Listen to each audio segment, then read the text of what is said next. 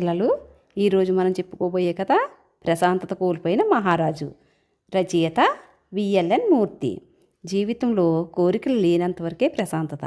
ఆశ అనేది మొలికెత్తిందంటే మనశ్శాంతి కరువు అవుతుంది అంటూ శిష్యులకు ఒక కథ చెప్పాడు గురువు. ఒక మహారాజు నిద్ర పట్టక పచారులు చేస్తుంటే కొద్ది దూరంలో ఓ సిపాయి ఆనందంగా పాటలు పాడుతూ కనిపించాడు. రాజుకు అసూయ కలిగింది.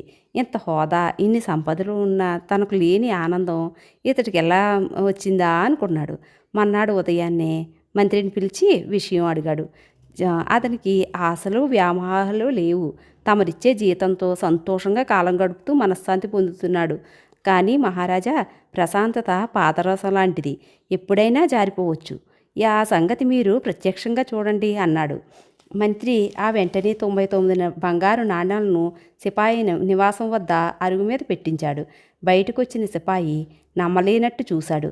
వాటిని లెక్కించి, ఎవరైనా 100 ఇస్తారు, కానీ 99 ఇవ్వరు, ఒకటి పడిపోయిందా అంటూ అనుకుని ఆ ప్రదేశం అంతా ఎతకసాగాడు.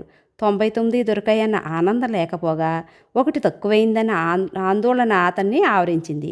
మంత్రి నవ్వుతూ, మహారాజా, అతడి మనశ్శాంతి పోయింది అన్నాడు. ప్రశాంతత ఎలా కాపాడుకోవాలో మహారాజుకు అర్థమైంది.